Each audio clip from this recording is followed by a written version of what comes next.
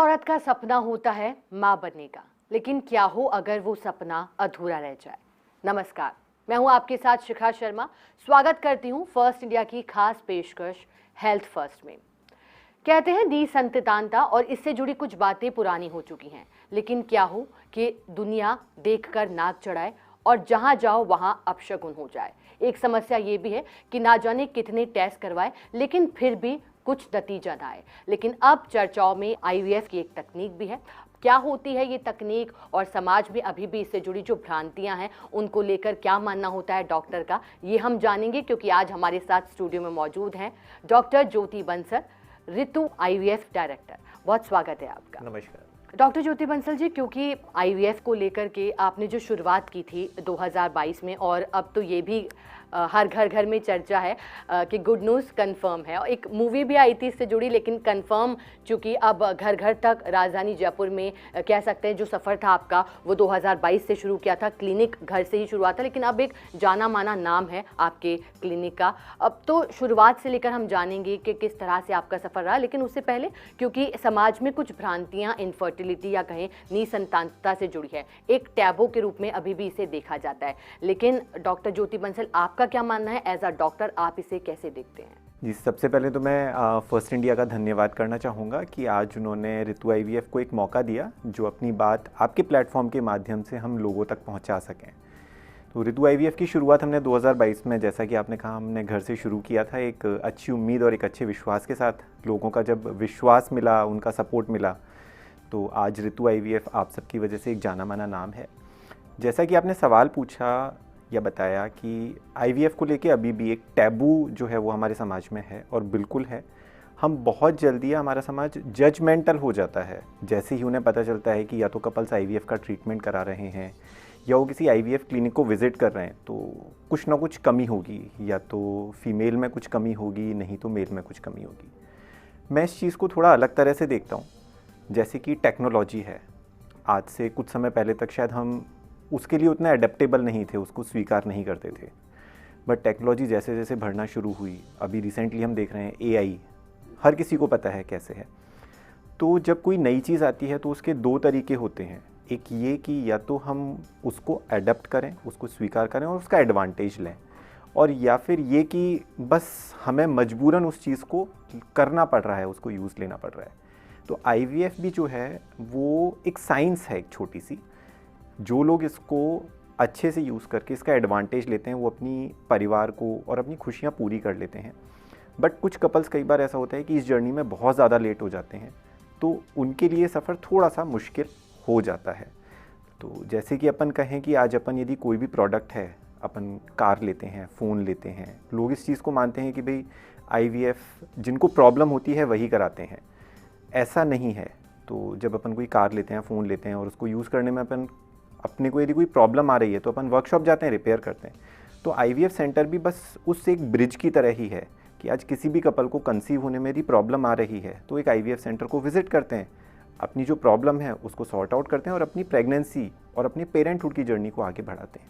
तो आईवीएफ को जब हम साइंस की तरह, एक टेक्नोलॉजिकल एडवांसमेंट की तरह हम अडॉप्ट करेंगे तो हम उसका मैक्सिमम एडवांटेज ले पाएंगे। कुछ लोग ऐसे हैं जो अभी भी आईवीएफ को लेकर के सोचते हैं कि जो पेरेंट्स होते हैं वो और जो बच्चे होते हैं वो कुछ अलग होते हैं, इसे लेकर भी कुछ भ्रांतियां हैं, उस पर आप क्या कहेंगे? जी बिल्कुल। जैसे कि आज यदि किसी को पता चले कि मैं एक आईवीएफ बॉर्न बेबी हूँ, लोग कंसीडर करते हैं कि या तो मेरे अंदर कोई एबनॉर्मलिटी होगी, या मेरे जो माँ बाप हैं वो ओरिजिनल मेरे माँ बाप नहीं हैं, मैं किसी और का बच्चा हूँ। तो मैं आपको कुछ एग्जांपल देता हूँ, फिर आप ही बताना कि ये चीज़ सही है कि नहीं है। यूएस की जो प्रेसिडेंट बराक ओबामा और उनकी wife Michelle Obama, she was the first lady जिन्होंने एक इतने बड़े प्लेटफॉर्म पे ग्लोबली जिन्होंने एक्सेप्ट किया कि I was facing a problem, और उनका जो बेबी था वो आईवीएफ कंसीव था। अपन इंडियन कॉन्टेक्स्ट में यदि देखें तो बहुत सारे एग्जाम्पल हैं। करण जौहर है, फराह खान है, अपने आमिर खान और सलमान खान, इन सब ने कहीं ना कहीं इस साइंस की हेल्प ली है। वो आईवीएफ भी हो सकता है, वो आईवीएफ के साथ सरोगेसी का ऑप्शन भी हो सकता है। तो क्या अपन इनके बच्चों को देख के कहते हैं कि एबनॉर्मल बच्चे हैं या इनके माँ बाप ओरिजिनल माँ बाप नहीं हैं? तो इस चीज़ को एक नैरेटिव बना के और गलत डायरेक्शन में ले जाके लोगों के लिए जो एक बैरियर क्रिएट किया जाता है, उस बैरियर को तोड़ने की बहुत ज़्यादा ज़रूरत है। बच्चे बिल्कुल पूरी तरह से नॉर्मल होते हैं। जो पेरेंट्स होते हैं वो भी उन्हीं का बच्चा होता है, ऐसा कुछ नहीं है कि उनके मदर फादर अलग होते हैं। तो जब ये बैरियर टूटेगा तभी अपन इस साइंस का मैक्सिमम यूटिलाइजेशन लेके और हम अपनी चीज़ें पूरी कर पाएंगे। बिल्कुल, आप ठीक कह रहे हैं कि बैरियर तोड़ना ज़रूरी है। अब लेकिन आईवीएफ से जुड़ी अब कुछ ऐसी बातें सुनने में भी आती हैं, कुछ कई मामले ऐसे आते हैं जिसमें कई लोगों को पता भी लगता है ऐसा कि जो बच्चा हुआ है वो जेनेटिक नहीं है। तो क्या इसे लेकर के भी क्या ऐसा हो सकता है, क्या पॉसिबल है, या फिर इसे बेहतर तरीके से समझने की ज़रूरत है? नहीं, बिल्कुल आपने बहुत सही सवाल पूछा है और इस चीज़ को थोड़ा सा मैं एलोबरेट करके समझाने की कोशिश करूँगा ताकि इस बात को मैं आपके माध्यम से लोगों तक पहुँचा सकूँ। तो आपके इस सवाल के दो हिस्से हैं। तो आईवीएफ का जो प्रोसेस होता है उसमें कपल हैं वो आते हैं। तो आईवीएफ दो तरह से हो सकता है, एक सेल्फ और एक डोनर। तो सेल्फ का मतलब ये होता है कि जो एक कपल आए हैं उसमें फीमेल का ही एग लिया जाता है और मेल का ही स्पर्म लिया जाता है। तो जब मेल और फीमेल के एग और स्पर्म पूरी तरह से हेल्दी होते हैं और उन्हीं के एग और स्पर्म से जो बेबी होता है वो आईवीएफ का सेल्फ बेबी कहलाता है। बट कुछ केसेस ऐसे होते हैं जिसमें फीमेल के जो एग्स हैं यानी कि अंडे जो हैं वो या तो अच्छी क्वालिटी के नहीं हैं या फिर एज ज़्यादा हो जाने के कारण एग्स पूरी तरह से ख़त्म हो चुके हैं। दूसरे पार्ट में मेल के भी कई बार होते हैं कि स्पर्म्स या तो अच्छे नहीं हैं या पूरी तरह से ख़त्म हो चुके हैं। उस केस में हमें बेबी बनाने के लिए बाहर से डोनर और स्पर्म लेने पड़ते हैं। या तो हो सकता है कि केवल अपने को एग्स लेने पड़े या फिर केवल अपने को स्पर्म लेने पड़े। कुछ केसेस में अपने को एग और स्पर्म दोनों भी लेने पड़ सकते हैं। तो जब डोनर इन्वॉल्व होते हैं तो वो आईवीएफ बेबी डोनर के साथ में होते हैं। तो कुछ लोग इस चीज़ को ऐसे मानते हैं कि यदि हमने डोनर एग या डोनर स्पर्म लिए हैं तो वो इलेजिटिमेट चाइल्ड है। ऐसा नहीं है। जो कपल्स डोनर एग या डोनर स्पर्म्स के साथ आगे बढ़ते हैं उनकी प्रॉपर कंसेंट होती है, उन्हें पूरी चीज़ बताई जाती है क्योंकि आपके एग या स्पर्म्स अच्छी क्वालिटी के नहीं हैं तो हमें डोनर लेने की रिक्वायरमेंट है। उनकी पूरी कंसेंट होती है, उनको सारी की सारी चीज़ें ट्रांसपेरेंटली पूरी तरह से इन्फॉर्म की जाती हैं और वो आगे उस चीज़ के लिए प्रोसीड करते हैं। ऐसा नहीं है कि कोई भी क्लिनिक अपनी मर्ज़ी से किसी भी डोनर को लेके आ जाए। पूरा गवर्नमेंट का पोर्टल है जहाँ डोनर्स की प्रॉपर रजिस्ट्री होती है। जो कपल्स डोनर प्रोग्राम के साथ में आगे प्रोसीड करते हैं उनके बच्चों का भी पूरा डॉक्यूमेंटेशन जो है वो गवर्नमेंट की रजिस्ट्री में पूरी तरह से रजिस्टर्ड होता है। तो जो ये डोनर प्रोग्राम भी है ये पूरी तरह से कम्प्लीटली ट्रांसपेरेंट, लीगल और वेल डॉक्यूमेंटेड रहता है। तो आईवीएफ में अपन एक यदि जर्नल नैरेटिव ये क्रिएट कर दें कि नहीं भाई आईवीएफ का बच्चा तो इनका नहीं है किसी और का है, तो ये पूरी तरह से गलत है। ऑलमोस्ट 70-80% केसेस में बच्चा उन्हीं का होता है। बट यदि एग और स्पर्म अच्छी क्वालिटी के नहीं है तो हमें फिर बाहर से डोनर इनकॉर्पोरेट करते हैं, बट बच्चा तो उन्हीं का ही होता है। बिल्कुल, यानी कि आपने बताया कि एक पूरा प्रोसेस रहता है और सब कुछ लीगली होता है, सब कुछ उसी तरीके से होता है। ठीक है, आईवीएफ को लेकर के क्योंकि आपने शुरुआत में बहुत बेहतरीन बात कही थी कि साइंस है और जब बात साइंस की होती है तो फिर साइंस तो तरक्की करता है, लगातार कुछ ना कुछ नया लाता है। तो क्या आईवीएफ को लेकर भी कुछ नया आने को है? बिल्कुल, बहुत सारी चीज़ें हैं। अभी अपन सोशल मीडिया देखें तो वहाँ अपने को आईवीएफ के बारे में बहुत सारी जानकारी मिल जाएगी, बहुत सारी इन्फॉर्मेशन मिल जाएगी, साइंटिफिक भी मिल जाएगी, नॉन साइंटिफिक भी मिल जाएगी। तो मैं उस वाली चीज़ों पे नहीं जाना चाहूँगा। तो एज एन ह्यूमैनिटी हम ह्यूमन हैं, हम अपनी आगे वाली जनरेशन को क्या देते हैं? ह्यूमैनिटी हम ट्रांसफ़र करते हैं। हम अपना डीएनए जो ह्यूमन डीएनए है उसको ट्रांसफ़र करते हैं। तो मेरा ये मानना है कि बीइंग ह्यूमन हमें बहुत ज़्यादा ज़रूरी है कि हम अपनी फर्टिलिटी को प्रिजर्व कर पाएँ। हम अपनी आगे की जनरेशन्स को यदि अपना डीएनए ट्रांसफ़र नहीं करेंगे तो अपनी जो ह्यूमैनिटी है कहीं ना कहीं वो एंड पे आ जाएगी। अभी आज के समय में अपन देखें तो हर कोई एम्बिशियस है और होना भी चाहिए उसे अपने कैरियर के लिए, अपनी एजुकेशंस के लिए, अपनी फैमिली के लिए। बट कई बार इस जर्नी में हमारी एज बहुत ज़्यादा हो जाती है। आज अपन कहीं ना कहीं किसी न किसी तरह के स्ट्रेस से निकल रहे हैं। फूड हैबिट्स भी जो हैं वो ख़राब हो रही हैं, एनवायरमेंटल पॉल्यूशंस हैं वो भी कहीं ना कहीं इन सब चीज़ों को ख़राब कर रहे हैं। तो मेरा ये मानना है कि हम सबको एम्बिशियस होना चाहिए, अपने को कैरियर में भी अपने को पीक हासिल करनी चाहिए। बट उस बीच में सबसे ज़्यादा ज़रूरी है हमें अपनी फर्टिलिटी प्रिजर्व करनी चाहिए। तो आजकल एक बहुत अच्छी चीज़ शुरू हो गई है कि जहाँ भी फीमेल्स को या मेल्स को लगता है कि they are planning their family after some time, शादी हुई बट उन्हें लगता है कि नहीं अभी वो उतना बर्डन या फैमिली में बच्चे की रेस्पॉन्सिबिलिटी कैरी नहीं कर सकते हैं या उनके पास उतना सपोर्ट सिस्टम नहीं है बच्चे की परवरिश करने के लिए, तो they can timely preserve there DNA. तो फीमेल जो है वो अपनी एग प्रिजर्व कर सकती हैं और मेल जो है वो अपने स्पर्म प्रिजर्व कर सकते हैं। इससे अच्छी चीज़ क्या होगी कि they can completely focus on their career, their profession और फिर जब भी उनके पास सपोर्ट सिस्टम है, सारी चीज़ें, they are mentally prepare, they can plan their baby without any problem. बिल्कुल, यानी कि भविष्य की ऐसी तैयारी है जो आप वर्तमान से कर सकते हैं। तो हमारे साथ डॉक्टर ज्योति बंसल लगातार बने हुए हैं, ऋतु IVF के डायरेक्टर हैं। और भी कई सवाल हैं आपके मन में भी होंगे जिनका जवाब जानेंगे, लेकिन फिलहाल रुकेंगे एक छोटे से ब्रेक के लिए।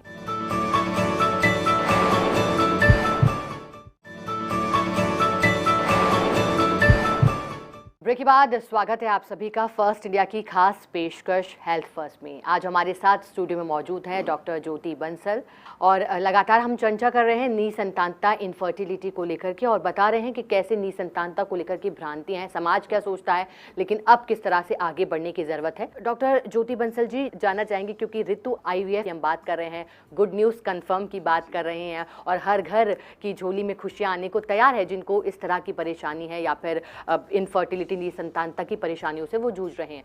ऋतु IVF क्या कर रहा है इसे लेकर के, जयपुर में IVF के क्षेत्र में क्या आने वाला है? सबसे पहले मैं शुरुआत करूंगा ऋतु IVF के ऊपर लोगों का विश्वास क्यों बना, क्यों आज ऋतु IVF अपनी एक नई पहचान जयपुर में, राजस्थान की एक राजधानी में बना पाया। कपल्स का विश्वास जो हमें एक हिम्मत दे पाया कि हम IVF के क्षेत्र में कुछ नया कर पाएँ। आज ऋतु IVF में हम सफलता दर या सक्सेस रेट जिसे हम IVF की बोलते हैं, वो करीब करीब 90% के आसपास है। यदि हम वर्ल्ड वाइड जो हमारा मेडिकल लिटरेचर होता है उसके अकॉर्डिंग एक स्टैंडर्ड जो सक्सेस रेट है वो IVF में 50 to 60% की सक्सेस रेट भी बहुत अच्छी मानी जाती है, जहाँ ऋतु IVF कंसिस्टेंटली 90% की सफलता दे पा रहा है। ये सफलता ही लोगों के अंदर कहीं ना कहीं एक विश्वास और हिम्मत जगा पा रही है कि नहीं, हम भी IVF का ट्रीटमेंट ले सकते हैं, उनको एक नई उम्मीद दे पा रहे हैं। आपने पूछा कि नया ऋतु IVF क्या चीज़ लेके आ रहे हैं। जैसा कि कुछ समय पहले एक बहुत ट्रेंडिंग न्यूज़ थी कि ऑस्ट्रेलियन कोई कपल थे जिन्हें बहुत सालों बाद ये पता चला कि जो बच्चा था वो उनका खुद का नहीं था। तो कई बार क्या होता है कि जब IVF लैब में बहुत सारे केसेस चल रहे होते हैं तो देयर इज़ अ चांसेस कि जहाँ एक कपल के गैमीट दूसरे कपल के गैमीट के साथ में एक्सचेंज हो जाएं। तो था तो दोनों का self baby, but because of some human error, वहाँ जो टेक्नीशियन काम कर रहे हैं, जो एम्ब्रियोलॉजिस्ट काम कर रहे हैं, उनकी एरर की वजह से वो गैमीट चेंज हो गए और वो बच्चा उनका नहीं था जेनेटिकली। इस वाली एरर को, इस ह्यूमन एरर को 0% करने के लिए ऋतु IVF ने नॉर्थ इंडिया का फर्स्ट IMT मैचर सिस्टम होता है, ये UK की एक टेक्नोलॉजी है जिससे हम ये इंश्योर करते हैं कि जिस कपल के गैमीट हैं, जिस कपल के गैमीट हम निकाल रहे हैं, उन्हीं से ही बच्चा बनाया जा रहा है। तो जो मिक्सिंग होने की जो चांसेस है वो 0% हो जाती है। अपन ये भी नहीं कह सकते कि जो एरर के चांसेस हैं वो 0.01% है, एरर के 0% चांसेस हैं। तो एक नई चीज़ जो नॉर्थ इंडिया का फर्स्ट IMT मैचर इंस्टॉलेशन है वो ऋतु IVF ने इनकॉर्पोरेट किया। दूसरी चीज़, अभी हम AI की बहुत ज़्यादा बात करते हैं कि AI इस क्षेत्र में आ रहा है, AI इस क्षेत्र में आ रहा है। तो अभी ऋतु IVF ने सोनोग्राफी, एक मशीन जिसे हम फॉलिकुलर मॉनिटरिंग, जो फीमेल के अंडाशय, ओवरी के अंदर जो एग्स बनते हैं हर महीने, उसको मॉनिटर करने के लिए सोनोग्राफी होती है, वो भी अभी ऋतु IVF ने रिसेंटली अपग्रेड की है, and that is a AI powered follicular monitoring. तो वो हमें ज़्यादा बेहतर परिणाम दे पाएगी, ज़्यादा बेहतर एक्यूरेसी से बता पाएगी कि फीमेल्स के जो एग की जो मेच्योरिटी है वो कितनी अच्छी है, ताकि टाइमली उनको निकाला जा सके। तीसरी जो चीज़ है जेनेटिक टेस्टिंग के लिए, तो जेनेटिक टेस्टिंग में कई बार अपन देखते हैं कि कुछ फैमिलीज़ में कुछ जेनेटिक प्रॉब्लम्स चलती रहती हैं। अभी कुछ कैंसर्स भी इस तरह के हैं जो फैमिलीज़ में रन करते रहते हैं, ब्रेस्ट कैंसर है। तो उस तरह के कपल जिनके फैमिली में इस तरह की जेनेटिक प्रॉब्लम्स की रिस्क बहुत ज़्यादा है, दे कैन ऑप्ट IVF। तो IVF में जब एम्ब्रियोज़ बनते हैं, उन एम्ब्रियोज़ को जेनेटिक टेस्टिंग के लिए भेज के हम ये इंश्योर कर सकते हैं कि सेम जेनेटिक प्रॉब्लम यदि उन एम्ब्रियोज़ के अंदर भी है तो अपन उनको ट्रांसफ़र ना करें, ताकि फैमिली में हम आगे उस जेनेटिक प्रॉब्लम को बढ़ने से अपन रोक सकें। तो ऋतु IVF ने अभी कुछ नई चीज़ें हैं जो इनकॉर्पोरेट की हैं, जो शायद सभी के लिए बहुत हेल्पफुल हो सकती हैं। इससे जुड़ी कोई एक कहानी बताना चाहेंगे जो कि और खुशियों को दुगनी कर दे? जी बिल्कुल, मैं एक कहानी है, और अभी रिसेंट में कहानी शायद आपको भी कहीं ना कहीं वो हिम्मत दे पाएगी, हमारे उन कपल्स को हिम्मत दे पाएगी जो कहीं ना कहीं IVF का ट्रीटमेंट कराने से हिचकिचाते हैं या डरते हैं। तो एक कपल थे, हैदराबाद के थे, उनकी शादी को करीब 18 से 20 साल हो गए थे। पहला IVF उन्होंने बॉम्बे कराया था, वो फेल हो गया, और ये पहला IVF उन्होंने शादी के करीब 7 साल बाद उन्होंने फर्स्ट अटैम्प्ट लिया। उनका ट्रांसफ़र हो गया हैदराबाद में उन्होंने 6 IVF दोबारा से कराए। तो कुल 7 IVF कराए और 7 में से कोई भी IVF उनका सक्सेसफुल नहीं रहा। अब इतने सारे IVF के बाद हर कपल कहीं ना कहीं हिम्मत हार जाता है इस चीज़ को, क्या ईश्वर का मान के कि भाई शायद मेरी किस्मत में बच्चा है ही नहीं। 6-7 साल तक उन्होंने कभी भी दोबारा से IVF के लिए अटैम्प्ट नहीं लिया। बट हमारे ही किसी एक पेशेंट के थ्रू वो हमसे दोबारा से कनेक्ट हुए। वो बस मिलने ही आए थे हैदराबाद से जयपुर, वो केवल डॉक्टर ऋतु अग्रवाल से मिलने के लिए आए थे। इंटरेक्शन हुआ, बातचीत हुई तो उनको कहीं ना कहीं कॉन्फिडेंस आया। उन्होंने पूछा कि मैम हमें चांस लेना चाहिए कि नहीं लेना चाहिए, तो डॉक्टर ऋतु ने यही बोला कि नहीं, ये आपके लिए एक बहुत अच्छी अपॉर्चुनिटी है। और हमारे पास इस तरह के कपल्स बहुत सारे आते हैं जिन्होंने बाहर कहीं IVF कराया, मल्टीपल अटैम्प्ट्स लिए बट फेल हो गया। उनको हिम्मत दी, उनको विश्वास दिलाया, उनको और लोगों की कहानियाँ सुनाई। तो आप विश्वास नहीं करेंगे, उनका पहली ही बार में फर्स्ट साइकिल में ऋतु IVF में वो पॉजिटिव रिजल्ट आया। अभी उनकी 3 महीने की प्रेगनेंसी चल रही है, वो दोबारा से हैदराबाद शिफ्ट हो गई हैं। तो ये जो कहानियाँ हैं ये कहीं ना कहीं उन कपल्स को हिम्मत देती हैं जो IVF को एक टैबू की तरह मानते हैं, या ये मानते हैं कि भाई मैंने तो अब IVF करा लिया, मेरा तो सक्सेसफुल हो ही नहीं सकता, उसको ईश्वर की कृपा या ईश्वर की मर्ज़ी मान के छोड़ देते हैं। तो मुझे ये लगता है कि हमें कहीं ना कहीं हिम्मत नहीं हारनी चाहिए। यदि हम सही जगह पहुंच जाते हैं, सही डॉक्टर के पास पहुंच जाते हैं, हमें वो विश्वास और वो पारदर्शिता मिलती है इलाज में, तो हमें आगे बढ़ना चाहिए। तो बस इन्हीं सब खुशियों के साथ में, इन्हीं चीज़ों से हम खुश होते हैं और ये चीज़ कहीं ना कहीं हमें हिम्मत देती है कि हम समाज के उन लोगों के लिए कुछ और ज़्यादा बेहतर कर पाएँ, कुछ और मदद कर पाएँ, ताकि सब खुश रहें और उस गुड न्यूज़ के साथ सब अपनी गुड न्यूज़ सबके साथ शेयर करें। बिल्कुल, और आपने सही कहा है कि कहानी हिम्मत भी देती है, साथ ही जो इस समस्या से परेशान है या फिर जिन्हें आगे का रास्ता नहीं दिखाई दे रहा है उनके लिए भी रास्ता तय होता है। अब हम जब बात निसंतानता की कर रहे हैं, IVF की कर रहे हैं, अब तो इससे जुड़ी और भी बातें जानना चाहेंगे। अब कब ठीक समय रहता है जब कोई भी पेरेंट्स बनना चाह रहे हों जो कि IVF जिनको करवाना चाहिए, क्या इसका प्रोसेस रहता है, और कब ऐसा माना जाता है कि अब ज़रूरत है कुछ ज़रूर से या तो फीमेल में या मेल में कुछ परेशानी है? सामान्यतः हम ये मानते हैं कि शादी के बाद यदि 1 साल तक कोई भी कपल ट्राई कर रहे हैं नेचुरली कंसीव करने के लिए और वो किसी भी वजह से कंसीव नहीं हो पा रहे हैं, तो एक एक्सपर्ट की सलाह बहुत ज़्यादा ज़रूरी है। एक्सपर्ट में भी मैं ये कहना चाहूँगा कि वो एक्सपर्ट जो IVF को रेगुलरली या उस तरह के निसंतान दंपतियों को रूटीनली वो टैकल कर रहे हैं, उनको कंसल्ट कर रहे हैं, उनकी प्रॉब्लम समझ रहे हैं, वो शायद ज़्यादा बेहतर आपको सलाह दे पाएंगे आपको। तो एक बेहतर एक्सपर्ट का या बेहतर डॉक्टर का मिलना बहुत ज़्यादा ज़रूरी है ताकि आप एक सही दिशा में आगे बढ़ सकें।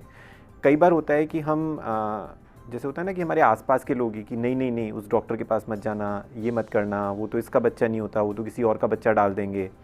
तो उस वजह से लोग अपना समय ख़राब कर देते हैं। ये जो समय है ना, ये सबसे ज़्यादा क्रूशियल है, क्योंकि एक एज के बाद में एजिंग आना शुरू हो जाती है, फीमेल्स के एग ख़त्म हो जाते हैं, मेल के जो स्पर्म्स की उनकी क्वालिटी कॉम्प्रोमाइज़ होती है।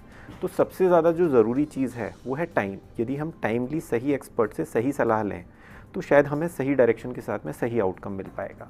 बात जब डॉक्टर ज्योति बंसल हम निसंतानता की कर रहे हैं, IVF की कर रहे हैं, नई नई तकनीकें और भी आ रही हैं, लेकिन अभी भी क्योंकि समाज में तरह तरह की बातें होती हैं इसे लेकर के और उन कपल्स के लिए बहुत मुश्किल होता है, लेकिन अभी भी सबसे अधिक मुश्किल होता है उस महिला के लिए, क्योंकि कहते हैं कि हर महिला में मातृत्व छिपा होता है, हर महिला में माँ होती है, लेकिन फिर उसे तरह तरह के नाम से पुकारा जाता है, कई तरह की बातें, और उसी पर ब्लेम किया जाता है। तो इस पर आप क्या कहेंगे? डॉक्टर हैं, शायद हो सकता है बेहतरीन तरीके से लोग समझ पाएँ कि सिर्फ अकेली महिला के ब्लेम या फिर शारीरिक दोष जैसी कोई बात नहीं होती इसमें।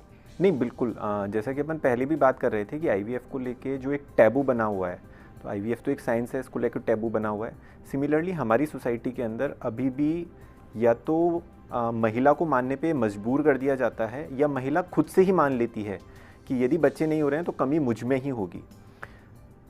पर यदि अपन साइंस देखें तो 30 से 40% केसेस में महिला की वजह से ऐसा हो सकता है कि बच्चे ना हो रहे हों। 30 से 40% केसेस में पुरुष की वजह से होता है कि बच्चे ना हो रहे हों, और बचे कुछ केसेस में संभावना या तो दोनों की हो सकती है, और कई बार ऐसा होता है कि कोई कारण नहीं होता फिर भी बच्चा नहीं हो रहा होता है। तो केवल महिला को जिम्मेदार ठहरा देना पूरी तरह से गलत है। जब तक अपन आगे की जांच नहीं कराएंगे, टेस्टिंग नहीं कराएंगे, तो अपने को ये कभी भी क्लैरिटी नहीं आ पाएगी कि कारण महिला है कि पुरुष है, दोनों है या दोनों ही नहीं है। तो एक अच्छे एक्सपर्ट की सलाह से हमें ज़्यादा बेहतर क्लैरिटी मिल पाएगी और ज़्यादा बेहतर हम डिसीजन ले पाएंगे, और इस टैबू को ब्रेक करके कि केवल महिला रेस्पॉन्सिबल है, अपन आगे बढ़ पाएंगे। अच्छा, आप कोई संदेश भी देना चाहें खास तौर पर उन पेरेंट्स को जो कि सपना तो देख रहे हैं कि उनके घर में जल्द से जल्द किलकारियां गूंजे, IVF के बारे में पता भी है लेकिन मन में संशय है, ऐसे लोगों को आप कुछ कहना चाहेंगे, कोई संदेश फर्स्ट इंडिया के माध्यम से? मैं उन सभी कपल्स को यही कहना चाहूँगा कि हमारे पास हमारी आगे की जनरेशन को देने के लिए हम ही हैं। तो यदि हम इस साइंस को या इस टेक्नोलॉजी को, इसको अच्छे से समझ के यदि इसको यूज़ नहीं करेंगे तो ये कहीं ना कहीं हमें ही नुकसान देगी। तो हमें इसे समझना है, इसको एक ब्रिज की तरह लेना है और हमें हमारी जर्नी को आगे उस मुकाम तक पहुंचाना है जहां तक हम पहुंचाना चाहते हैं, क्योंकि हम अपने आप को अपने बच्चों में ही देखते हैं। तो जब बच्चे होंगे तो शायद हम अपने आप को ज़्यादा बेहतर देख पाएंगे। तो इसी मैसेज के साथ में मैं डॉक्टर ज्योति बंसल वापस से एक बार फर्स्ट इंडिया का बहुत बहुत धन्यवाद करता हूँ कि आज उन्होंने हमें मौका दिया अपनी बात कहने का, आप तक पहुंचने का। डॉक्टर ज्योति बंसल, आपने ऋतु IVF के बारे में बताया और आपने जैसा कि जानकारी निसंतानता को लेकर के और जो भी समाज में भ्रांतियां हैं उसको लेकर के भी आपने बेहतरीन तरीके से बताया कि ऐसी भ्रांतियां जो हैं वो अब चलन में नहीं होनी चाहिए। आपका बहुत बहुत शुक्रिया डॉक्टर ज्योति बंसल। धन्यवाद। तो ये थे हमारे साथ डॉक्टर ज्योति बंसल, ऋतु IVF के डायरेक्टर, और उन्होंने बताया कि समाज में आज भी जिस तरह से भ्रांतियां हैं, लेकिन कहा जाता है कि हर महिला में एक माँ छिपी होती है, लेकिन अगर समस्याएं आती हैं जीवन में तो कहा जाता है कि हर कदम पर जीवन में चुनौती मिलेगी, लेकिन चुनौतियों से घबराने की ज़रूरत नहीं होती, बल्कि ज़रूरत होती है उसके समाधान खोजने की। और जब समाधान को लेकर के कोई साथ खड़ा हो, कोई उंगली पकड़ कर चढ़े तो फिर सफ़र और आसान हो जाता है। और आज हम मानते हैं कि हेल्थ फर्स्ट के इस एपिसोड में जब हमने बात इनफर्टिलिटी की, निसंतानता की, तो जो समाज के सभी टैबू हैं कहीं ना कहीं अब वो खत्म हो पाएंगे, क्योंकि डॉक्टर ज्योति बंसल ने हमें इससे जुड़े साइंस भी बताए और आगे क्या भविष्य है वो भी बताया। चलिए कि इसी के साथ फर्स्ट इंडिया की खास पेशकश हेल्थ फर्स्ट के आज के एपिसोड में बस इतना ही। आप दीजिए इजाजत। नमस्कार।